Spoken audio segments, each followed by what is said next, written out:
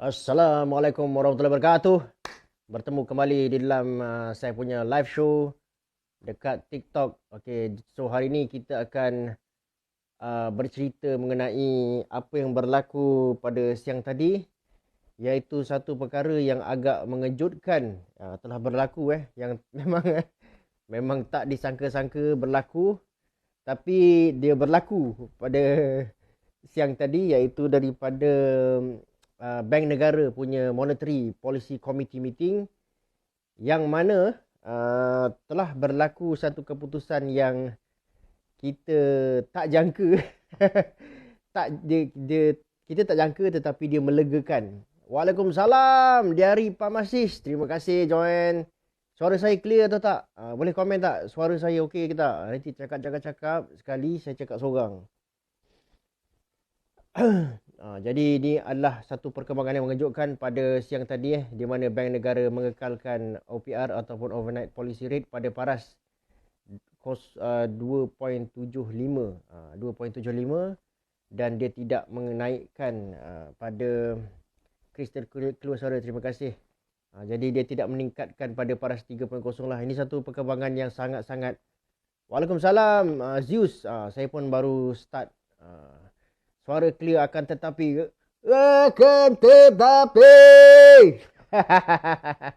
Okey. Ini adalah satu perkembangan yang sangat-sangat tidak dijangka guys apa yang berlaku pada siang tadi. Jadi kita tapi dia sangat melegakan lah. Bang, kenapa COVID? Adakah agenda untuk Amerika cetak duit and berhentikan ekonomi sebab inflasi? Amerika cetak duit sebab dia dah tak ada pilihan. Dia dah tak ada pilihan. Dia terpaksa mencetak duit. Itu memang cara dia lah. Untuk dia menampung dia punya ekonomi dia. Suara okey. Cuba komen tentang peranan semiconductor dalam ekonomi dunia. Semiconductor sekarang ni China tengah berperang. China tengah bergasak sekarang ni. Nanti saya itu satu perkembangan yang menarik tuan. Betul. Sekarang ni semiconductor China nak menguasai dunia sebenarnya dekat market semiconductor, tapi benda tu telah ada agenda daripada Amerika Syarikat untuk menghalang. Nanti saya ceritakan tuan ni bagi saya idea untuk saya buat video esok. Terima kasih okay. Itu besok saya akan keluarkan. Saya memang terfikir nak buat video tu tentang perang semiconductor. Okay. Kalau ada IPO semicon, belilah macam mana? Okey, betul. Bang, sebab utama OPR tak naik kali ni. Okey. Guys, sebenarnya peningkatan, guys, besok saya akan cerita pasal semiconductor. Besok saya akan release satu video pasal semiconductor. Okey guys, pasal OPR untuk yang kali ni kita memang ini adalah satu perkembangan yang sangat mengejutkan lah guys. Saya sebenarnya pun saya sendiri tak sangka yang OPR akan dikekalkan pada paras 2.75. Jadi pada saya lah dia ada dua sebab lah kenapa. Okay. Ni dia dah tak naik ni kita boleh cerita lah kan. Kalau kita cerita sebelum dia naik kita sembang kosong. Tapi kalau dia dah tak naik ni kita boleh cerita lah. Saya rasa dia ada dua sebab lah kenapa. Pertama dia mengambil kira juga bebanan kos hidup ataupun bebanan tanggungan rakyat yang rakyat hadapi sekarang lah. Itu nombor satu lah. Sebab kalau dia naikkan sekali lagi, ramai yang menyumpah kot. Mungkin ramai yang menyumpah. Kan? Dengan tekanan daripada orang nak keluarkan KWSP lagi. Itu yang pertama lah. Yang kedua saya fikir disebabkan ringgit sekarang ni sedang mengukuh. Jadi dia kurang tekanan terhadap ringgit. Sekarang ni ringgit pada paras 4.31 kalau tak salah saya. Jadi dia punya tekanan kepada ringgit tu dia kurang. Okay. Jadi saya rasa dua faktor ni lah yang menyebabkan OPR tu kekal pada paras 2.75. Tetapi kita tak cakap tetapi, kita cakap akan tetapi saya tak fikir yang 2.75 tu boleh dipertahankan lah. Saya rasa akan sampai masa dia akan naik juga. Saya rasa akan sampai masa dia akan naik. Tak jangkut tak sakit ke tak okey je, steady je. Jangkut saya sakit, saya sangkut kat sini steady je guys, tak ada rasa sakit pun. Satu USD 4.30 lebih kurang tu lah. 4.3 4.31 lebih kurang macam tu lah. Sebenarnya kalau you all perasan, terima kasih Zai Jali bagi saya gift. Sebenarnya kalau you all perasan, ringgit ni dia start mengukuh pada bulan November. Pada awal November dia dah start mengukuh, sampai sekarang ni dia dalam trend yang mengukuh lah. Jadi saya fikir disebabkan tu dia tidak ada tekanan sangat bagi bank negara untuk naikkan OPR. Mungkin pada dia OPR pada tahap 2.75 ni dah accommodative untuk support kita punya ekonomi. Kalau OPR naik, stock market ada efek tu guys. Saya rasa saya dah pernah. Saya ada keluarkan satu video guys. Video antara OPR dan interest rate dan juga stock market. Kau pergi tengok. Saya ada keluarkan satu video. Abang, sesuai tak beli rumah tak? Bergantung pada kemampuan. Stock market dengan OPR tu saya rasa saya ada keluarkan video boleh tengok kat video saya. Waalaikumsalam. Mungkin ke maintain OPR untuk balancekan unemployment dan inflasi? Inflasi kita boleh katakan bahawa inflasi dia taklah terlalu tinggi, tapi dia paras yang masih agak tinggi lah. Dia masih di atas 3%. Tapi dia saya rasa dia lebih kepada nak menjaga, orang cakap tu apa, kita punya kebajikan rakyat lah. Waalaikumsalam. OPR tak naik, ada mungkin LVG akan diwujudkan. Bang, bagus tak OPR tak naik ni? Kalau tanya saya, dia banyak melegakan rakyat lah. Dia banyak melegakan rakyat. Dan yelah kan, kita tahulah sekarang ni banyak kos sedang meningkat kan.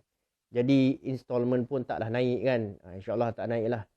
Tapi saya fikir jangan happy-happy sangat lah guys. Sebab saya rasa dia cuma delay sahaja. Dia bukan tak naik terus. Saya fikir dia macam mana pun dia akan naik lah dekat paras 3.0 lah sekurang-kurangnya lah.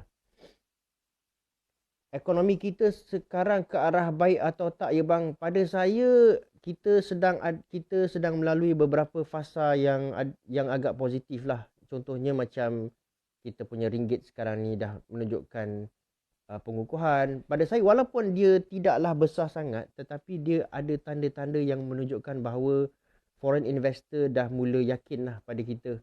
Sebab tu dia orang pegang ringgit. Dan pada saya lah, one of the things yang kita kena betulkan adalah the management dan juga ketirisan.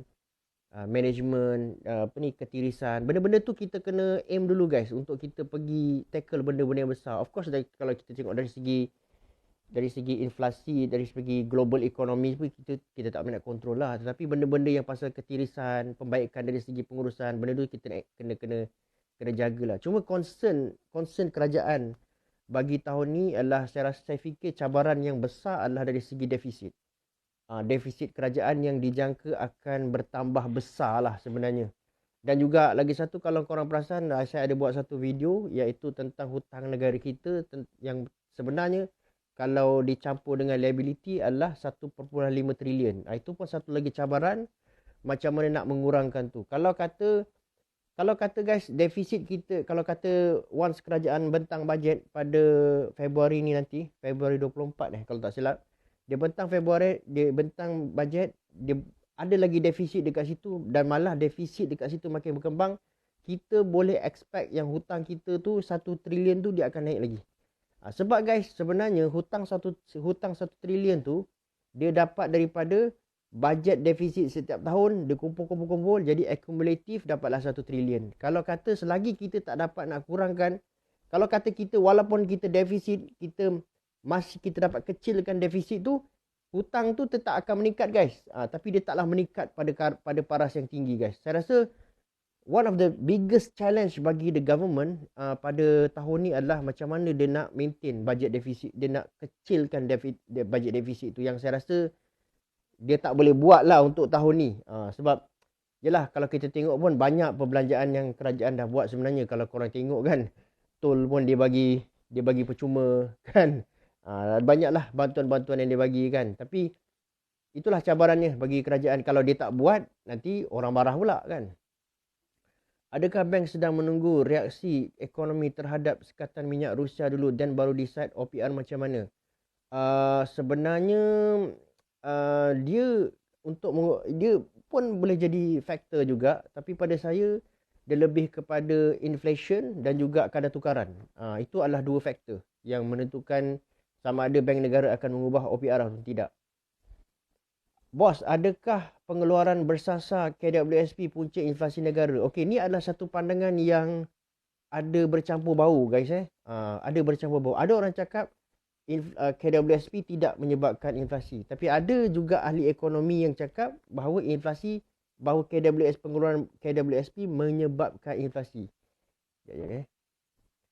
Tapi kalau itu adalah yang berlaku sebelum ni. Sebab sebelum ni, dia bukanlah satu pengeluaran bersasar. Dia adalah satu pengeluaran yang lump sum. Iaitu semua orang boleh keluarkan. Cuma sekarang ni kalau kata dibuat pengeluaran bersasar, saya tak fikir impact dia mungkin tak adalah sampai inflasi itu tinggi kan guys tapi walau bagaimanapun yang lepas sebelum ni yang bukan bersasar tu pada saya lah. Saya yakin dia telah menyebabkan inflasi. Dan kalau kita tengok data memang macam tu pun dia menyebabkan inflasi. Walaupun ada orang yang cakap ada tak kajian yang menunjukkan pengeluaran inflasi ni, pengeluaran KWSP menyebabkan inflasi. Bila saya cakap macam tu, orang challenge saya pula. Kan? Orang cakap, bang, tunjukkanlah kajian. Memanglah tak ada kajian setakat ni kan. Tapi kalau dari segi teori ekonominya memang macam tu. Dari segi logik dia lah. Okay, tapi kalau kita katakan pengeluaran bersasar, saya tak fikir impact dia terlalu besar lah. Cuma mungkin pengeluaran bersasar ni kita berikan khas kepada rakyat-rakyat yang golongan-golongan yang sangat memerlukan lah kan. Berbanding dengan pengeluaran secara lump sum, itu saya yakin menyebabkan inflasi. Cuma guys, saya rasa lah untuk pengeluaran KWSP bersasar ni, saya rasa agak, tak tahulah guys, saya tak nampak yang kerajaan di bawah Datuk Seri Anwar ni akan luluskan lah. Saya tak fikir dia akan luluskan. Tu saya berpandangan macam tu lah. Guys, bantu saya untuk naikkan like tu. Baru 5.1. Kasih up sikit guys. Kasih 8. Kasih 10.0. 10k. Bang, betul ke gaji pekerja naik 3 hingga 20% tahun ni? Okay guys, dia sebenarnya kalau korang perasan dekat sektor corporate dia akan buat satu salary adjustment. Dulu masa saya bekerja dulu, dia ada satu salary adjustment. Salary adjustment ni apabila majikan merasakan bahawa gaji kita tu tak dapat catch up dengan inflation, jadi dia akan buat salary adjustment. Tahun ni dijangkakan akan ada salary adjustment lah untuk kebanyakan syarikat. Okay. Kita tengoklah guys kita tunggu. Dia akan buat salary adjustment. Dijangkakan lah dia akan buat salary adjustment. Cuma itulah kalau kata salary adjustment ni, kalau gaji naik korang boleh expect lah. Inflation pun mungkin akan naik lah, mungkin lah. 1MDB bang, sebulan negara kita kena tanggung berapa sebulan untuk bayar balik as liability? Itu korang tengok sikit. Korang tengok yang terbaru saya tak tahu guys tapi yang dari segi report ada saya tunjukkan dekat satu video saya tu, korang tengok sendirilah. Inflasi rate latest dah keluar ke bang? Inflasi rate latest saya rasa yang latest belum keluar lah. Saya rasa dia keluar pun setakat mana guys November, Disember macam tu kalau tak salah saya. Baru start ke? Baru je. Bang, kalau basmi kemiskinan hingga 80% kuasa beli rakyat meningkat, inflasi ke tak? Kalau negara basmi kemiskinan kalau negara basmi kemiskinan, kuasa membeli rakyat tu akan meningkat lah, dan mungkin kemungkinan besar akan menyebabkan inflasi lah. Tapi inflasi ni kita jangan takut sangat, sebab inflasi kita sentiasa boleh kawal. Alhamdulillah, tempat kerja saya kenaikan gaji agak tinggi untuk tahun 2023. Alhamdulillah. Okey. Alhamdulillah. Mr. Oli. Tahniah. Gunakanlah rezeki itu sebaiknya Berapa GDP sekarang ni bro? Saya tak tengok figure yang terbaru lah, minta maaf. Abang, betul ke nanti saya tengok lagi check saya tak check GDP yang terbaru, yang latest sekarang ni saya tak tengok data tu. Abang, betul ke KWSP invest property kat UK? KWSP ni dia invest dekat macam-macam guys, dekat banyak-banyak tempat. Sebab apa kalau kata pengeluaran KWSP besar last time korang tahu kan, yang KWSP banyak menjual aset dia orang. Mungkin lah dia orang ada invest property kat UK. Bang, dapat tengok data tu semua daripada mana? Banyak lah. Boleh tengok daripada Department of Statistics. Jabatan Statistik ada keluarkan. Bang, macam mana nak tengok? Korang pergi tengok dekat ni. Korang pergi tengok dekat apa ni? Dekat Jabatan Statistik untuk yang terbaru punya lah. Tapi kalau saya biasa, saya tengok data time series tau. Time series ni bermaksud data yang dia bergerak melalui tahun. Sebab saya suka tengok data macam tu. Saya suka tengok dia punya pergerakan. Kalau korang nak tengok data yang dia bergerak melalui time series ni, yang pada saya suka tengok lah dekat satu website ni dinamakan Trading Economics. Korang boleh search website tu, korang boleh google lah Trading Economics. Dekat situ banyak data-data kebanyakan negara lah, termasuk dekat Malaysia ni. Dan kebanyakan video-video saya tu, saya memang gunakan data dekat situ, Trading Economics. Sebab data dekat Trading Economics punya website ni, dia mudah faham. Dia simple, bagus untuk orang yang bukan berlatar belakangkan ekonomi pun boleh faham. Senang. So, OPR tak naik ni bagus untuk ekonomi kita tak? Okey, kalau tanya saya dalam keadaan sekarang, dia sebenarnya keputusan ni agak memeranjatkan. Tetapi pada saya untuk keadaan sekarang, memandangkan ringgit kita pun sekarang sedang mengukuh, ringgit kita tak ada tekanan, kurang tekanan, dan juga keadaan ekonomi rakyat sekarang ni pun yang sedang mengalami pertambahan dari segi kos dan sebagainya, pada saya okey. Untuk tidak meningkatkan OPR, pada saya baguslah. Sebab yelah, korang pun tak suka kan kalau kata korang suka ke OPR naik? Cuba korang jujur. Korang suka ke OPR naik? Bayar installment meningkat? Korang suka tak? Tak suka kan? Tak suka baguslah.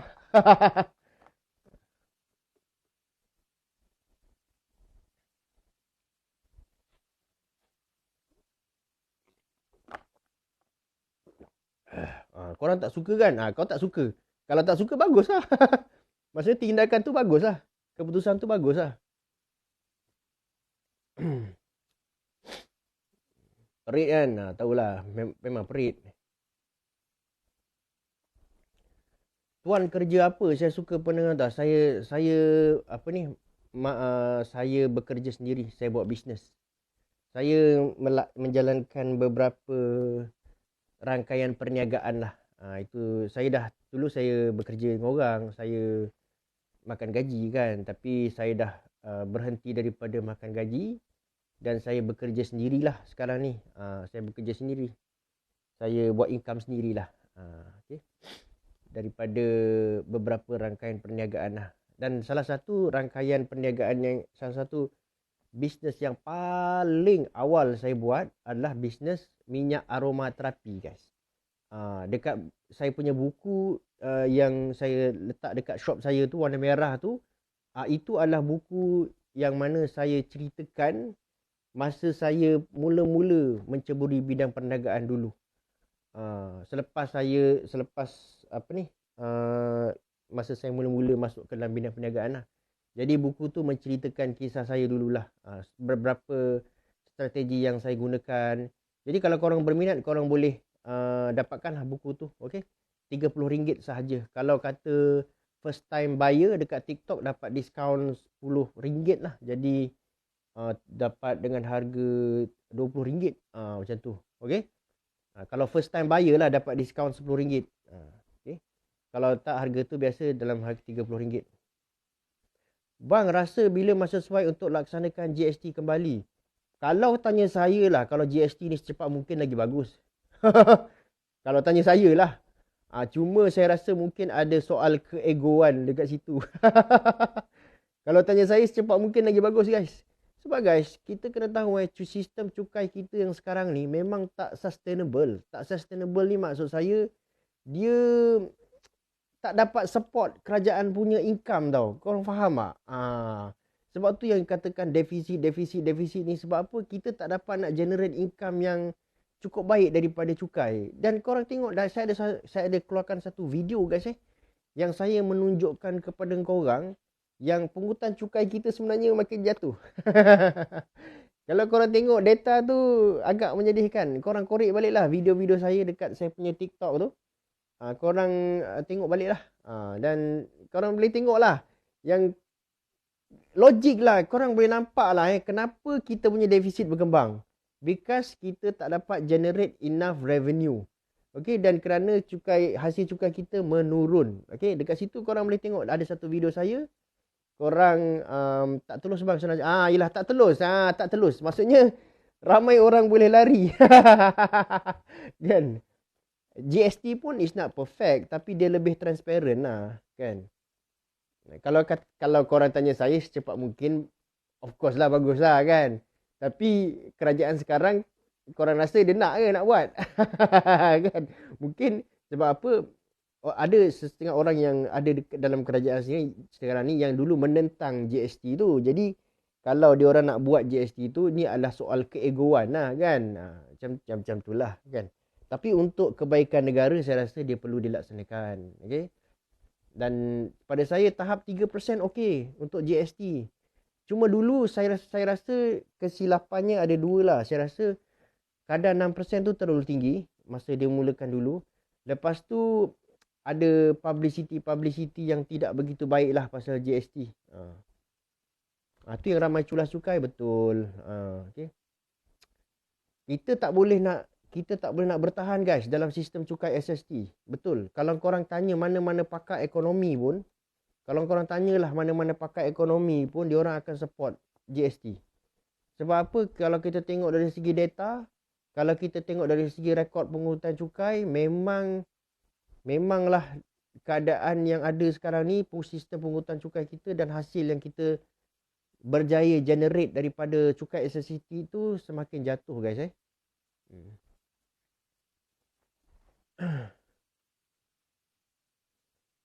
Bang, adakah OPR tak naik sebab bank cual juga dengan Anwar Ibrahim? Guys, dia macam ni lah kan. Saya selalu percaya bahawa bank negara tu adalah satu yang menentukan OPR naik tak naik ni bukan bank perdagangan guys. Dia bukan bank komersial. Yang menentukan adalah bank negara Malaysia satu je, iaitu Bank Negara Malaysia. Dan saya percaya bahawa Bank Negara Malaysia ni dia adalah satu badan, walaupun dia sebahagian daripada kerajaan, kita faham, tetapi dia diberikan autoriti untuk membuat keputusan sendiri. Itu yang saya percayalah. Kan saya percaya. Tapi dari segi sebenarnya saya tak tahu, tapi saya percaya dia adalah satu bank yang ada kuasa untuk membuat autoriti keputusan sendiri. Tetapi tak tahulah, mungkin Governor Bank Negara ada berbincang dengan PM ke, itu saya tak tahulah guys. Tapi saya percaya dia ada autoriti dia sendiri. Dan maksudnya bila dia tentukan OPR tu berapa, jadi bermaksud dia tentukan di atas kepercayaan dan juga keputusan dia tanpa dipengaruhi oleh badan eksekutif dan juga kementerian ataupun Perdana Menteri. Tu saya yakin macam itulah. Tapi dari segi belakang kita ataupun dia berbincang dengan PM ke macam ni, itu saya tak tahulah guys. Itu you can speculate lah whatever you want.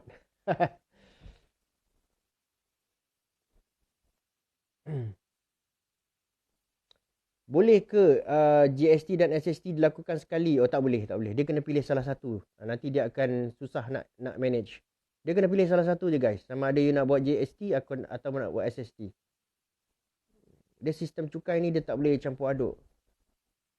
Possible tak bang OPR maintain sebab ringgit bertambah kukuh? Possible. Saya rasa itu adalah salah satu sebab lah. Kenapa kalau guys, cuba korang bayangkan dalam keadaan sekarang ni, katakanlah ringgit dalam keadaan yang lemah ataupun ringgit dalam keadaan yang tidak strong ataupun ringgit berada dalam satu keadaan yang mana nilai dia semakin jatuh.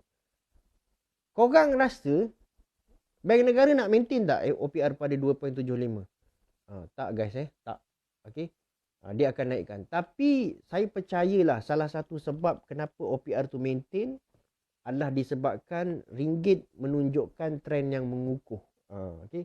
Jadi dia tidak ada tekanan lah untuk naikkan OPR tu. Kalau kata ringgit dalam satu keadaan yang jatuh, dia falling, dia punya value against US dollar dia jatuh, mengalami depresiasi, saya tak rasa dia akan maintain 2.75 lah. Saya rasa dia akan naikkan 3.0 sekurang-kurangnya. Okey. Dan ada juga yang cakap, bang, tunggulah bang sekarang dia tak naikkan, nanti dia pergi naik terus 50 basis point, iaitu kepada sebanyak 0.5. Tak guys saya tak rasalah dia akan naik pergi 50 basis point ataupun 0.5. Saya rasa dia akan kalau korang tengok daripada sejarah beberapa tahun yang ke belakang, dia akan naik sebanyak 25 basis point je. 25 basis point ni maksudnya dia akan naik sebanyak 0.25%, 0.5%. Dia tak adalah naik sebanyak 0.5% terus, tak ada. Kalau dia naikkan pun dalam 0.5%, 0.5%. Tapi saya yakin lah, at some point pada tahun ni dia akan naik lah. Cuma sekarang ni mungkin apa yang berlaku, dia delay sajalah. Kalau almost negara implement EV car, apa jadi dekat terima kasih Mr. Lukman, terima kasih bagi saya gift. Terima kasih banyak-banyak. Kalau almost negara implement EV car, apa jadi dekat harga minyak dunia? Harga minyak dunia akan jatuh lah. Guys, cakap pasal EV car ni kan. EV car ni guys saya yakin lah guys dalam pada masa tahun-tahun yang akan datang, apabila teknologi EV ni semakin, sekarang ni of course lah kereta EV still mahal guys still mahal. Tetapi apabila teknologi tu dah semakin meluas, saya yakin harga kereta EV ni akan semakin murah lah dan menjadi semakin affordable lah. Cuma bila kita bercakap pasal EV ni lah, saya sedih jugalah. Sebab apa? Kalau korang nak tahu apa brand kereta EV Vietnam tu? VinFast VinFast kereta EV Vietnam. Korang tahu tak kereta EV Vietnam VinFast tu, dia orang dah pergi ekspor pergi US tau. Dah masuk pasaran US tau. Shipment pertama adalah pada tahun lepas, hujung tahun lepas. Kalau tak salah saya sekitar November, dia orang dah ship lebih kurang 1,000 kereta pergi US untuk masuk ke pasaran US. Vietnam guys. Saya baca tu saya terperanjat dah guys Vietnam.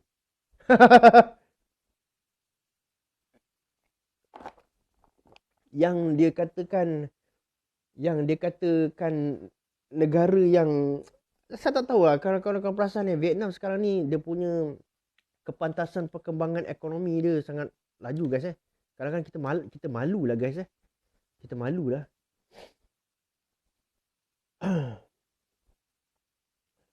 Mana lebih utama, simpan duit dulu atau selesaikan hutang dulu? Kalau tanya saya, selesaikan hutang dulu lebih penting lah. Kalau kita dah selesaikan hutang, baru kita boleh simpan duit. Dulu cara saya dulu pun macam tu guys settlekan hutang, lepas tu ada lebihan, invest. Cara saya gunakan macam tu lah guys Sebab pada saya lah kan, no point kalau kita nak save duit, kalau kita nak simpan duit, kalau kita nak invest ke apa, tapi kita ada hutang kredit kad yang melambak. Pada saya benda tu macam tak betul lah. Musim perayaan nanti perbelanjaan rakyat meningkat, ada kesan tak kepada inflasi? Okey. Musim perayaan kongsi facoy ke? Kalau kita tengok dari segi kongsi facoy, saya tak nampak sangat orang punya excitement berbelanja. Korang rasa macam tu ke? Sebab saya pergi ke mana-mana, saya tak nampak orang excited sangat berbelanja guys untuk yang tahun baru Cina lah. Tapi biasa dalam keadaan-keadaan yang terdahulu, bila berlaku peningkatan dalam perbelanjaan, contohnya macam hari raya, inflasi akan naik sikit lah. Itu biasa. Rusia nak stop ekspor. Apa worst case scenario bagi Malaysia? Worst case scenario, dia akan mengakibatkan ekonomi domestik Malaysia mengalami inflasi. Itu dia punya worst case scenario. Sebab apa? Bila dia ban ekspor, harga minyak dia juga akan naik, dan kemudian harga minyak kita pun akan naik lah. Sebab kita tahulah yang kita import minyak daripada luar guys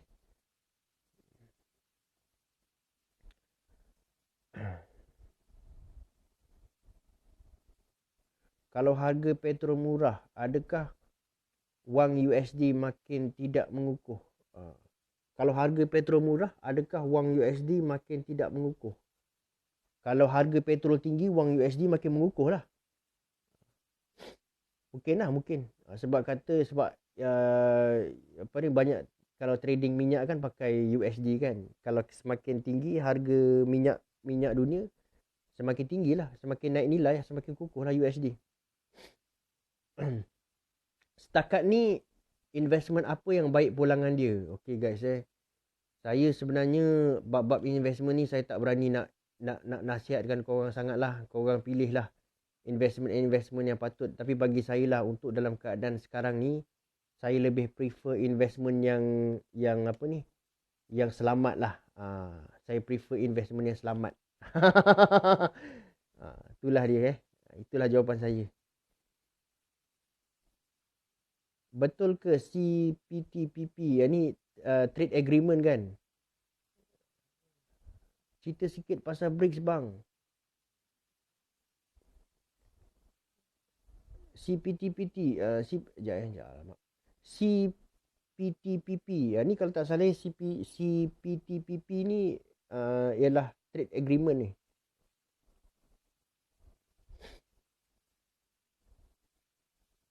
Cerita sikit nanti saya apa ni, pasal CPTPP ni saya akan komen guys, jangan risau. Ada chance tak Malaysia jadi 3.9 untuk USD? Okey, pada saya agak susah sikit lah. Agak susah sikit. Kalau kita dah pergi kepada 4.0, 4.1 pun dah cukup kuat. Renewable energy, semicon and integrated technology. Investment apa yang selamat? Investment selamat, takkanlah korang tak tahu investment selamat apa. Investment selamat tu lah, contohnya macam tabung haji kan investment, ASB kan investment, fixed deposit kan investment. Itulah contoh-contoh investment selamat.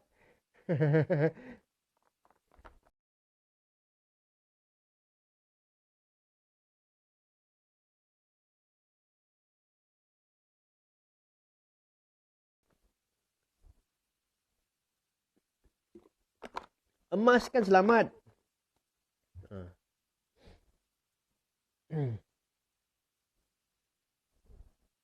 ASB je, bukan ASBF. Yelah. Kalau yelah ASB lah, bukan ASBF. Betul. Kalau ASBF tu dia ada risiko. Okay. Selamat ni maksud saya, selamat maksudnya korang letak duit, korang dapat pulangan. Itu. Dia tak ada risiko, dia risk free. Gold silver betul, gold silver selamat. Kan? Dia kurang risiko lah. Kalau kau main ASBF, of course ada risiko. Tapi kalau kau tak nak ada risiko, jangan main ASBF. Pakailah ASB je. Bang, bis apa sekarang bang? Adalah beberapa, saya buat trading dan juga saya pengedar kepada beberapa produk lah. Dan juga saya pun buat business trading lah. Cuma saya ada ceritakan salah satu bisnes saya lah yang saya buat, iaitu masa mula-mula dulu bisnes minyak aromaterapi. Itu saya buat dalam 7 tahun lepas ke macam tu. Itu saya ada ceritakan dekat buku merah tu. Itu salah satulah bisnes yang, sebab benda tu dia memberikan saya nostalgia. Sebab tu saya ceritakan dalam buku tu lah guys, buku merah yang saya letak dekat TikTok shop saya tu. Buku tu stok pun dah tak banyak guys, siapa cepat dia dapat lah. Okay, kalau dah habis, saya rasa mungkin dah habis lah guys. Abang rasa Anwar salam bro, next time komentar tentang kripto, apa kebaikan dan keburukan kepada negara. Kripto ni saya dah komen dah dekat saya punya video, ada satu kripto guys. Sebenarnya pada saya lah, kripto ni kalau tanya saya lah, dia adalah satu investment yang berisiko tinggi. Kalau tanya saya lah. Dan kalau korang baru-baru nak belajar buat investment ke, dan korang ada duit lebih sikit ke, pada saya jangan masuk kripto dululah. Kripto ni kalau korang dah memang ada duit terlebih-lebih.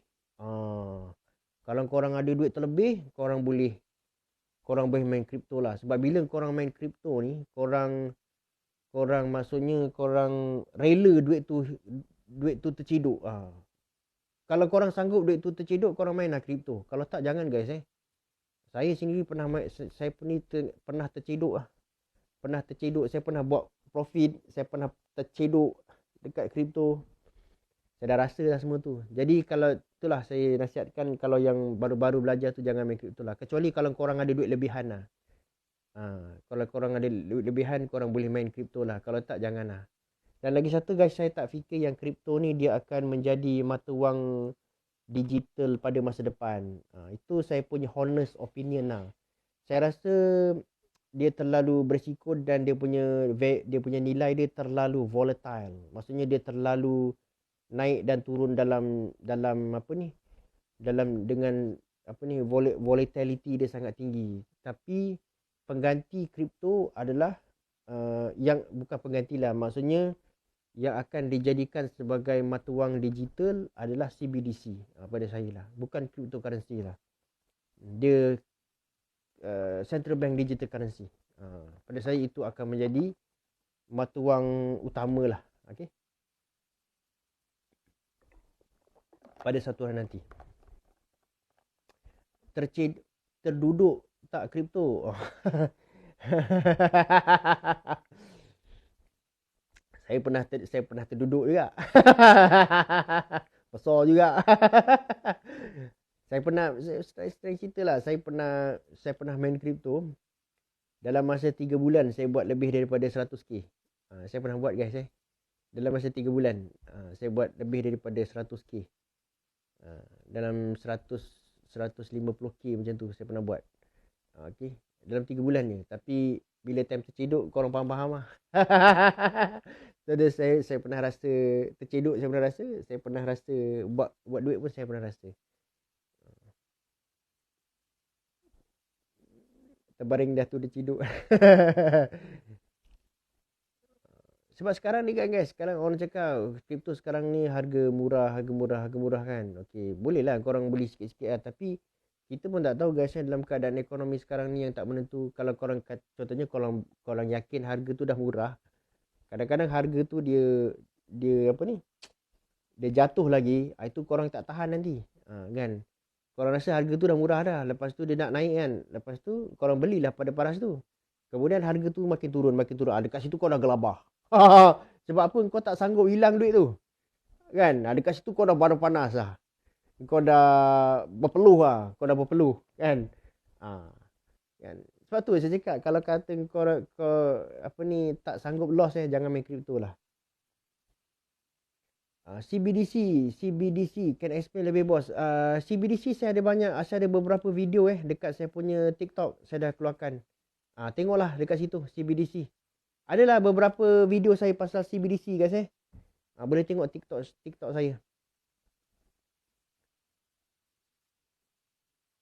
Bang, pada apa pendapat abang tentang akan recession teruk? Apa persiapan tahun sampai 2024? Persiapan. Kalau persiapan ni guys, korang tambahkan income lah guys Korang tambahkan income, jangan berbelanja terlalu boros. Lepas tu jangan buat loan yang tak tentu pasal kan. Itulah. Tapi pada saya lah, the first thing is korang kena belajar untuk menambahkan income lah. Ekonomi Indonesia ni makin power, bagus untuk ekonomi kita, atau kita kena kerja kuat lagi untuk bersaing. Kita kena kerja kuat lagi. Kita kena kita kena banyak belajar daripada bapak Jokowi. Tu dia jawapannya. Dulu Indonesia belajar dengan kita, sekarang kita kena belajar dengan dia orang.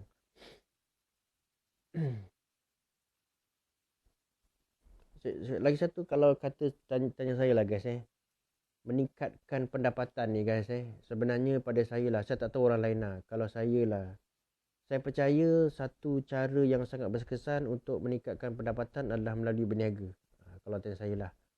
Okey, itu kalau tanya saya lah dari segi perniagaan. Sebab tu saya dah melatih diri saya untuk berniaga sejak beberapa tahun yang dulu lah. Okey, jadi saya belajar untuk buat sales and marketing kan, belajar berniaga kan. Pada saya itu satu-satu jalan yang saya nampak lah. Saya tak tahu orang lain lah. Itu adalah jalan. Ya ke? Terima kasih bagi saya gift. Itu jalan yang saya nampak lah untuk meningkatkan perbelanjaan, untuk meningkatkan pendapatan. Bang, apa kaitan populasi sebuah negara dengan ekonomi? Penting. populasi sebuah negara dengan ekonomi ni dia sangat penting guys kalau kata populasi, kenapa populasi sesebuah negara tu penting? Sebab apa? Kalau populasi sebuah negara tu penting, macam China lah. Kalau kita tengok China, populasi dia tinggi tak guys? Tinggi. So dia ada labor advantage. Labor advantage ni maksudnya apa? Dia boleh produce barang dengan kos yang sangat murah. Dan itulah dia ada labor advantage. Lagi satu, dia tak perlu risau sebab dia punya domestic demand ni akan cukup kuat, akan cukup strong. Contohnya macam kalau katalah macam kita ni kan, kita banyak je shopping complex tapi orang tak ada nak buat apa. Banyak kilang tapi pekerja tak ada nak buat apa. Sebab apa? Populasi tak ada. Dan lagi satu, behind the population juga adalah kita ambil kira how productive is that population pun penting juga. Kalau population tinggi pun tapi tak produktif, tak guna. Contohnya macam kalau kita tengok Jepun contohnya kan. Contohnya Jepun warga tua tinggi.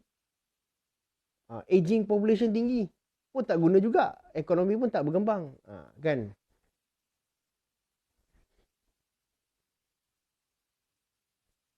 Aging population ya. Aging population ni bermaksud banyak warga tua lah. Warga veteran, warga tua dia banyak dalam ekonomi tu. Itulah masalah Jepun.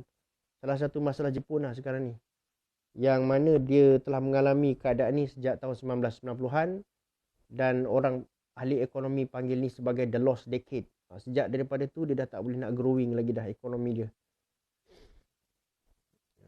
The lost decade lah, kita panggil dia sebagai the lost decade. Sama juga dengan kerisauan yang dihadapi oleh Singapura sekarang ni.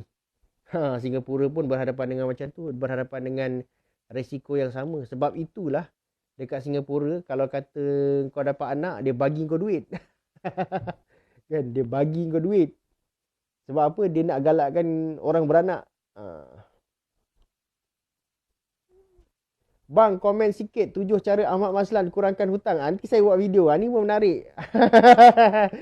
Dia sekarang ni, Ahmad Maslan, dia apa ni? Bertarung dengan Rafizi Ramli. Tengok siapa yang handal. Kan? Rafizi Ramli dia ada serampang 3 mata untuk mengurangkan masalah hutang. Ahmad Maslan dia ada 7 cara. Kan?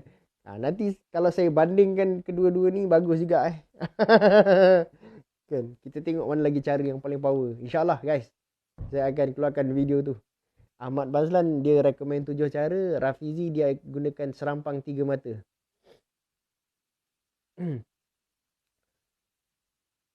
Apa punca Jepun dan Singapura jadi negara tua? Okey, punca dia macam ni guys Dalam sebuah negara tu, itulah guys kita bila kita bekerja ni, kita tak boleh nak bekerja kuat sangat guys. Kita kena tengok kita punya family juga kan, anak-anak kita. Pada saya lah, bagi negara-negara yang mana contohnya macam Jepun, dia mungkin kurang memberikan penekanan kepada institusi kekeluargaan. Itulah guys Jadi orang dia pun bekerja mungkin terlalu kuat.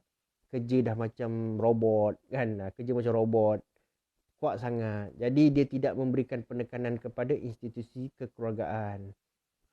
Kan. Jadi orang cakap tu kelahiran anak-anak, kelahiran baby, bila satu suami isteri tu pun tak nak anak banyak-banyak kan, sebab sibuk bekerja nak uruskan anak. Jadi dia pun merancang satu family tu mungkin satu anak je, dia tak nak anak lebih macam tu sebab sibuk kan. Itu adalah dilema negara maju lah. Bila keadaan ni berterusan, lama-lama orang cakap tu proses kelahiran tu semakin kecil lah. Macam generasi muda yang dilahirkan dalam sesebuah negara tu menjadi kecil lah. Jadi bila generasi muda semakin kurang, itu yang menyebabkan generasi tua ni tinggi. Itu yang menyebabkan aging population. Sebab tu dalam negara-negara maju, contohnya macam Singapura, contohnya macam Jepun, dia menggalakkan rakyat dia untuk dapat anak banyak. Sebab rakyat dia memang tak nak anak banyak kan. Tapi dia nak galakkan rakyat dia ada anak banyak. Sebab itulah bila kata satu family tu ada anak banyak, ada anak ramai, dia bagi duit pada rakyat dia. Tapi rakyat dia yang tak nak anak banyak. Macam itulah. Itu dilema lah bagi negara maju. Tapi kadar kelahiran rendah, betul. Itulah ayat dia. Kadar kelahiran rendah. Kadar kelahiran rendah. Jadi bila kadar kelahiran rendah, makin lama, kalau keadaan tu berlarutan selama bertahun-tahun, of course lama-lama yang tinggal adalah warga tua lah dekat negara tu. Keadaan ni kita panggil sebagai aging population. Dan ini adalah satu masalah yang mana Jepun hadapilah, kan. Dan juga Singapura pun sekarang takut yang dia akan hadap benda ni, dan tanda-tanda dah ada guys dekat Singapura ni. Jadi sebab itulah dekat Singapura dapat anak, kerajaan dia bagi duit. Kan, dekat Malaysia belum lagi macam tu lah. Korang bayangkan lah, kalau katakan contohnya kita ada anak seorang kerajaan bagi RM1,000. Korang nak tak? Dapat anak seorang dapat RM1,000. Oh, suka oi.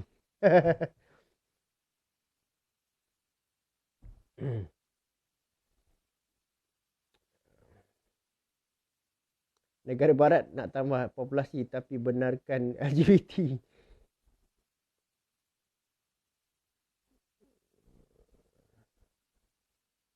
Kos lah, mungkin lah. Kos sara hidup tinggi lah. Lagi satu disebabkan kesibukan diorang bekerja lah. Bang, niaga apa? Tadi saya dah cakap dah. Saya berniaga beberapa rangkaian perniagaan lah. Saya ada buat trading lah. Trading. Lepas tu saya juga merupakan pengedar kepada beberapa produk lah. Itu bisnes saya lah yang saya buat. Sekarang ni saya bekerja sendiri guys. Saya buat bisnes lah. Dan salah satu bisnes yang saya buat dulu adalah menjadi pengedar kepada minyak aromaterapi. Itu adalah bisnes yang awal masa mula-mula saya buat, yang saya ceritakan dekat buku merah, yang saya jual dekat saya punya shop tu lah. Okay? Itu kalau korang nak baca, korang boleh baca lah dekat buku merah tu. Adakah kutipan 3% mampu menyaingi SST 10% bang? Pada saya bergantung, kalau walaupun GST tu 3%, tetapi kalaulah dia macam ni guys kalau SST tu 10% pun, tapi kalau ramai yang lari kalau tak telus dan ramai yang boleh lari pun tak guna guys Lebih baik GST 3% tapi dia lebih telus, betul tak? Itu kalau tanya saya lah. Saya rasa, tapi saya fikir kalau kata 3%, mungkin insyaAllah boleh lah kan. Tapi kalau dia set pada 6%, macam yang lepas tu kan, dia set pada 6%, 6% tu confirm kita boleh dapat tambahan dalam 20 bilion. Kalau dia set 3%, tak tahu berapa guys Tapi kalau yang 6%, kalau 6% tu dapat tambahan dalam 20 bilion. Jadi kalau kata dia buat separuh, 3% mungkin dapat 10 bilion kot. Separuh lah. Jadi still better lah daripada SST. Bang, dulu kerja MNC ke? Ya, ada beberapa company lah saya kerja MNC. MNC dia adalah salah satu tempat yang saya kerja lah. Di samping tu saya bekerja dekat, masa saya mula-mula habis belajar dulu, saya bekerja dekat finance and banking. Tu masa dululah, masa saya habis graduate. Lepas tu saya bekerja dekat a few consultation company lah. Consultation company. Lepas tu saya ada kerja masuk MNC. Dan saya kali terakhir yang saya kerja adalah dekat sebuah organisasi ekonomi.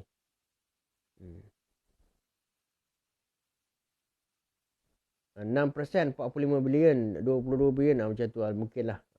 Tapi saya baca, last time saya baca lah guys 9% tu, bila kata kerajaan buang GST tu, kerajaan convert kepada SST, dia pergi kepada GST, saya baca report dia kata dia lost 20 billion. Bang, saya jual baju Melayu bulan bintang untuk raya ni, meh beli. InsyaAllah Sultan Pemarah. Nanti saya tengok awak punya TikTok. Masukkanlah dalam TikTok shop.